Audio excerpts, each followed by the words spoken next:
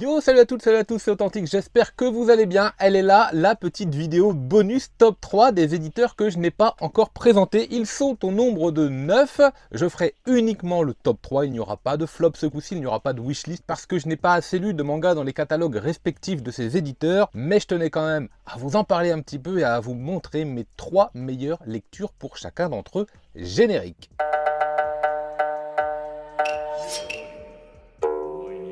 Et on commence tout de suite avec un top 3 monstrueux dès le départ chez Soleil Manga. Mais comme je vous disais, j'ai pas beaucoup lu de manga de chez la maison d'édition Soleil. Mais en top 3, inévitablement, peut-être l'un des meilleurs survival, en tout cas celui qui a permis à beaucoup d'autres d'exister, bien sûr. Je parle de Battle Royale. Je n'ai pas la version simple, je n'ai pas la version de luxe, je possède la version double. Bon, c'est sûrement qualitativement la moins bonne des trois, hein, on sera d'accord, mais le manga est à découvrir. Il est à lire, même si les traits, des fois, sont un petit peu discutables, un peu vieillots et un peu étranges. Bon, il y a une petite touche personnelle, c'est pas déplaisant. Battle Royale est 3e. Seconde position pour un énorme titre, incroyable, une espèce de comédie romantique fantastique qui se passe à l'autre bout du monde par rapport au Japon, dans le sens du vent nord-nord-ouest, puisque ça se passe en Islande. C'est vraiment excellent à lire, les dessins sont juste sublimes, l'histoire est très prenante, beaucoup d'humour, beaucoup de fraîcheur, un régal. Et bien sûr, première position par l'auteur de Dead Dark. Alors Dead Dark, il aurait pu faire partie du top, mais inévitablement, je préfère vous parler de Dorohedoro. Là non plus, j'ai pas l'édition Reptile ou l'édition Ekai, comme vous voulez. Mais enfin, Dorohedoro,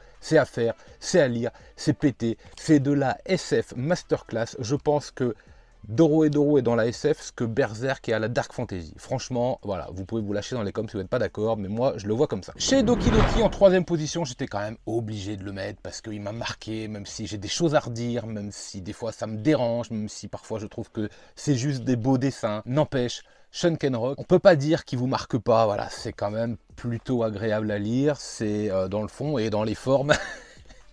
Ah, ça déménage, c'est très popcorn, même si ça part un peu en quenelle, ça fait le taf. Seconde position pour une comédie jeu vidéo gaming plus des petits chatons. Eh oui, il y a des chats, la gameuse et son chat. Ce manga est juste parfait en 8 tomes. C'est un vrai plaisir de lire les péripéties de ces chatons là qui font n'importe quoi avec notre héroïne gameuse qui fait une espèce d'assimilation entre les jeux vidéo et sa propre vie avec les chatons qui... Enfin bref, c'est vraiment un vrai délice de lecture d'une simplicité redoutable. Et première position pour un manga de SF, là aussi un peu jeu vidéo, labyrinthique. J'avais plongé dedans, je m'attendais pas du tout à lire ça. Dédale est absolument génial. Là aussi les dessins sont pas non plus foufou, mais cette histoire de conception de jeux vidéo et nos héroïnes qui plongent dans un jeu qui est très labyrinthique, un peu comme pour le film Cube, mais vous savez pas trop où vous mettez les pieds, il y a du danger. Oh, c'était juste exquis. On passe maintenant à un éditeur avec lequel je pourrais presque faire un top 10, mais je n'ai lu que 12 ou 13 titres du catalogue pour l'instant, et en 3e position, Hideshi Ino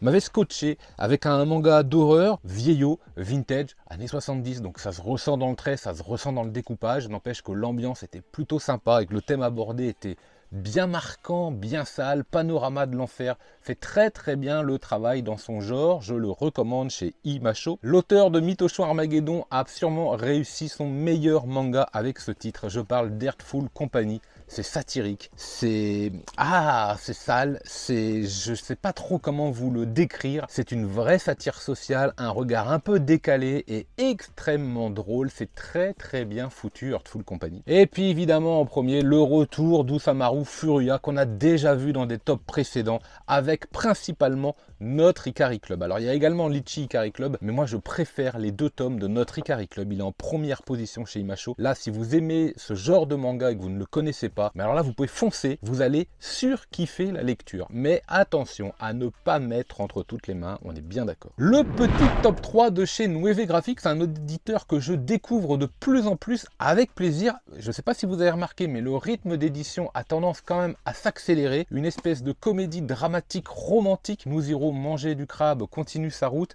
avec ce récit de notre héros qui a décidé d'aller manger du crabe puis se suicider, mais il va faire la rencontre d'une femme seule, une très belle femme qui décide de l'accompagner. S'ensuit une relation qui s'installe, une relation de plus en plus fusionnelle, voire charnelle. J'ai envie de dire, l'important, c'est pas la destination, c'est le voyage. C'est clairement ce qui se passe dans Nous irons manger du crabe. Comment ça va se finir? On se régale, les dessins sont fins. c'est très agréable de lecture. Seconde position pour un titre qui vient d'arriver, mais directement, je sais qu'il me plaît, il arrive en top 2 d'office. C'est du sport, c'est du shonen, c'est du kart, bien sûr c'est Capeta, c'est juste top. C'est juste top, top, top. Donc j'espère qu'on aura un rythme de parution très régulier, qu'on avancera bien avec ce manga parce que j'ai juste envie de lire l'intégralité de la série, quoi. Et première position avec un manga recommandé par Hajime Isayama, rien que ça on retrouve le dessinateur de Blue Lock avec On l'a fait, qui n'est pas tout à fait ce que vous croyez. On est plutôt avec une bande de jeunes qui déambulent, qui savent pas trop quoi faire, jusqu'à ce que patatras, ils finissent par faire quelque chose qu'ils n'auraient pas dû faire. Et là, mais c'est juste génial. Wow, ça, c'est une vraie pépite. Première position chez nous. Place maintenant à la maison d'édition Mangetsu, et ça n'a pas été facile. Mais quand même, il y a de quoi faire un top 3. Il y a de jolis titres, il y a de beaux titres. Et j'aime bien les mangas de sport, j'aime bien le basket. Je sais qu'il ne fait pas l'unanimité. Deep Free, j'en fais la lecture à chaque fois, et à chaque fois ça marche avec moi, donc il est 3e de ce classement. Et c'est du shonen, et oui c'est du basket, ça se passe aux États-Unis. Notre héros a une maladie, une espèce d'incapacité des fois à se mouvoir au niveau des membres supérieurs, ce qui l'empêche un peu évidemment de jouer et de progresser au très très haut niveau. Comment il va faire pour s'en sortir? Bon, c'est quand même pas mal fait, il y a beaucoup d'énergie, donc oui, 3e position. Seconde position pour Junji Ito, bien sûr, on est chez Mangetsu, faut pas déconner, avec Soichi pour le coup, mais il y a pas mal d'autres titres qui auraient pu faire partie de ce top. J'ai choisi de mettre Soichi parce que j'aime beaucoup ce personnage déjanté, petite particularité de cette cover qui est spéciale à la France. J'ai pas eu la chance d'aller voir l'exposition, c'était quand même un vrai chantier pour y accéder. Déjà accéder à la boutique à Angoulême, c'était le chantier, donc imaginez l'expo, et l'auteur, bon bref, Soichi c'est très sympa. Et là pour le coup c'est pas trop un manga d'horreur. En fait on va suivre les aventures de Soichi qui lui flippe quand même pas mal. Du coup il aime faire peur aux autres. Et première position avec un manga que j'adore. J'adore direct, j'ai accroché. J'ai eu la chance d'avoir une petite dédicace à la Japan. Je parle de Rooster Fighter, coq de baston. Là c'est une petite caricature au départ, surtout le premier tome qui reprend plein de clins d'œil de plein de mangas, de Dragon Ball, de Jagan, de ce que vous voulez, d'Okuto no Ken. Il y en a partout, même de One Piece, puisque je crois qu'à un moment il y a de l'eau, il ne faut pas aller dedans, enfin bref, c'est très marrant. Mais le manga prend son identité au fur et à mesure des tomes et on le savoure tome après tome. Là aussi ça fait partie des titres que je lis tout de suite. Il est premier chez Mangetsu. On passe maintenant à un éditeur qui bientôt va faire des annonces, et moi je les attends de pied ferme parce que je suis très curieux de voir les titres qui vont arriver. En tout cas chez Naban Édition, en 3e place, je mets un manga marquant à ne pas mettre entre toutes les mains, un manga violent parce qu'il est directement inspiré de faits réels et il va vous les retranscrire tels quels. C'est brut de décoffrage. Attention, 17 ans, une chronique du mal est un très bon manga, mais en aucun cas divertissant. Rappelez-vous, ce sont des faits réels où une jeune femme a été kidnappée, séquestrée, violée. Comment est-ce que ça finit ? Je peux vous dire que ça rigole pas, mais c'est captivant, et moi ça fait partie de mes mangas préférés chez l'éditeur en tout cas. Seconde position, et on va rester un petit peu dans le milieu obscur de la nuit, avec un homme qui est resté en prison pendant des années, jusqu'au jour où on décide de le faire sortir, quelqu'un a payé, enfin on ne sait pas trop, hein, je vous en dis pas plus. Et le but du jeu en fait, c'est que l'homme qui vient de quitter la prison a pour mission de tuer celui qui vient de le libérer. Old Boy, c'est excellent à lire également en 4 tomes, il va falloir que notre personnage principal mène son enquête pour arriver enfin au dénouement final. Captivant, seconde position. Et puis alors forcément en première position, il vient d'arriver, mais direct c'est un grand oui. La qualité de l'édition, le titre en lui-même, le récit, le manga, le format, tout est bon, il n'y a rien à acheter dans Arion qui va nous parler de la mythologie. Je vous en ai fait un manga vorace, je vous invite à aller regarder bien sûr ce que je dis sur le manga. Regardez-moi cette édition géniale. Ah, le tome 2 arrive, ce sera en 3 tomes, mais c'est juste savoureux. Bon ok d'accord, c'est vintage, si vous n'aimez pas trop les mangas des années 70, vous allez passer votre chemin, ça il n'y a pas de problème, mais ce serait encore une fois une grosse erreur tellement ce titre est excellent également à lire. Il est premier chez Naban, mais haut la main. On continue chez Vega Dupuis avec un éditeur, pour le coup, je pourrais faire un top 5, voire un top 10, mais on va rester sur du top 3 et la fabrication du saké en 3e position, un manga là aussi assez vintage. Natsuko no Sake va nous parler de la création d'un saké royal, j'ai envie de dire, du début à la fin. Alors pour ceux qui connaissent le saké, c'est excellent à lire. Pour ceux qui ne connaissent pas du tout, vous allez en apprendre vraiment beaucoup. Et puis vous allez aussi comprendre un petit peu quel genre de saké acheter, comment le déguster. Moi je sais que j'en ai fait du coup l'achat depuis quelques temps et juste je me régale. C'est frais, c'est simple. C'est de la tranche de vie. Notre héroïne a décidé de reprendre l'affaire de son frère décédé, je vous l'ai dit, pour créer le saké, je ne sais plus son nom, mais on va dire un saké de luxe, un saké très rare et très difficile à faire, en 8 tomes, chez Vega Dupuis, 3e position. Seconde position pour de la stratégie, mais bien sûr, alors on n'est pas comme dans Kingdom avec de la grosse baston, on est vraiment sur la réflexion et la préparation de la bataille, l'agencement, l'anticipation. J'ai pensé qu'il pense que je vais penser qu'il pense, et comment on va faire, comment on va s'en sortir. C'est un jeu d'échecs génial et savoureux. Là aussi, il a une vingtaine d'années, le titre, décidément, pas mal de mangas vintage. Boko, stratège, je recommande énormément ce titre, si vous avez aimé Kingdom, mais même autrement,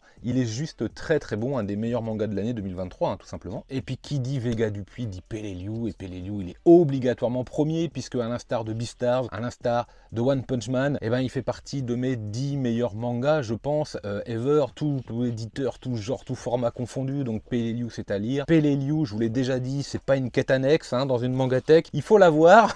C'est sur la guerre du Pacifique, là aussi c'est inspiré de faits réels, le côté dramatique est très très largement accentué ou atténué, c'est comme vous voulez, par le dessin un peu chibi, un peu mignon des personnages, du génie tout au long du récit, captivant au top. Et on attaque maintenant la maison d'édition Komiku avec du Dexter au féminin en 3e place, bien sûr, Gift plus Minus, je vous en ai parlé souvent, c'est pas étonnant de le retrouver en 3e position forcément, et puis alors ça y est, le manga est terminé. 26 tomes, le scénario évolue pas trop, oui, non, il y a pas mal de choses en coulisses qui se mettent en place, comment ça va finir quand même, 26 tomes, c'est pas rien hein, pour un manga, pour un seinen, voilà, c'est bon, on n'en parle pas assez, voilà, j'aime bien, 3e position. Seconde position pour un manga qui pourrait presque faire office de conte pour enfants, mais quand même, hein, le côté malédiction, un peu glauque, un peu noir, laisse penser qu'on s'adresse plutôt à des adultes, oui, L'Enfant et le Maudit, une espèce de conte onirique, philosophique, dessiné simplement, avec un style caractéristique, mais hyper efficace par rapport aux propos. C'est très particulier, un Nagabe nous amène ici dans un univers, dans une forêt hantée, avec des dessins relativement simples, très contrastés, entre le côté plutôt noir de la malédiction et le côté plutôt blanc et naïf de notre fillette. Ah, c'est juste top, je crois que c'est en 11 tomes, allez-y, foncez si vous êtes amateur du genre parce que vous le regretterez pas. Et puis en première position, on a du popcorn excellent, du popcorn survival, du popcorn un peu fantastique, un peu what the fuck. Je parle de Monkey Peak, je vous en ai déjà parlé, mais bien sûr qu'il est premier celui-là, c'est excellent Monkey Peak. Moi j'aurais presque envie qu'il y ait un film de Monkey Peak parce que ça marcherait en fait, hein. Là, vous sortez ça au mois d'août au cinéma, mais j'y vais tous les jours. C'est une entreprise qui décide de faire un voyage d'équipe en randonnée en montagne et voilà qu'ils se font attaquer, voire massacrer par des singes géants, des singes tueurs. Je peux vous dire que ça rigole pas, comment ça va se finir? Je vous en dis pas plus, je vous laisse découvrir. Il est premier chez Komiku. Et dernière maison d'édition avec Omake Manga, 3e position pour Sayuri. Voilà, cette maison-là, même Stéphane Plaza ne la vendra pas. Alors là, déjà ça, moi, ça a été un achat compulsif. Bravo. Bravo, Sayuri, c'est par Rensuke Oshikili, notamment l'auteur de High Score Girl. Il faut que j'investisse dans cette série, d'ailleurs, elle est très très bonne, avec des traits, mais... Ah, il y a une espèce de malice chez l'auteur à vous renvoyer des dessins assez malaisants, des personnages avec des yeux, mais on ne sait pas trop ce qui se passe, mais en tout cas, pour le coup, ça va vous parler d'une maison hantée.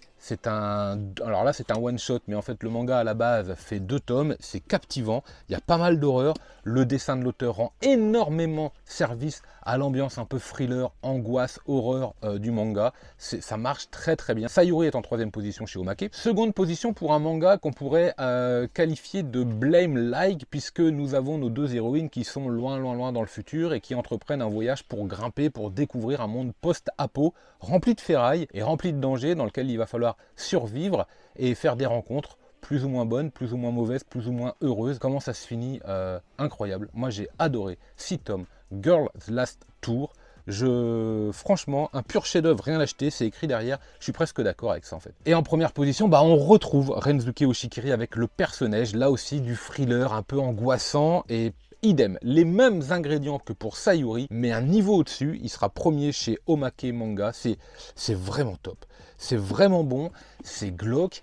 En plus, on est sur un manga qui va vous mettre pas mal d'horreur, pas mal de thriller, donc quelque chose d'assez dark, dans un univers très blanc, puisque ça se passe pendant l'hiver. Et il y a beaucoup de neige. Là aussi, c'est très contrasté. C'est très contrastant également pour le lecteur. C'est assez déstabilisant et ça fonctionne très bien. Il est premier chez Omake. Et voilà, ça y est, c'est terminé. C'était la dernière vidéo de cette série top 10 manga par éditeur, ou top 3 pour le coup. Je remercie énormément le soutien que j'ai eu tout au long du mois d'août. D'abord par les vues, parce que vous avez été fidèles et présents, et ça fait énormément plaisir. Par l'ensemble de tous les commentaires, tous les nouveaux et nouvelles abonnés également, parce que ça a bien monté pour le coup. Voilà, c'était vraiment, vraiment très agréable de suivre ça avec vous. Place à la rentrée, aux achats manga, au manga vorace, lisez plein de mangas, et en attendant le prochain rendez-vous, moi je vous dis manga.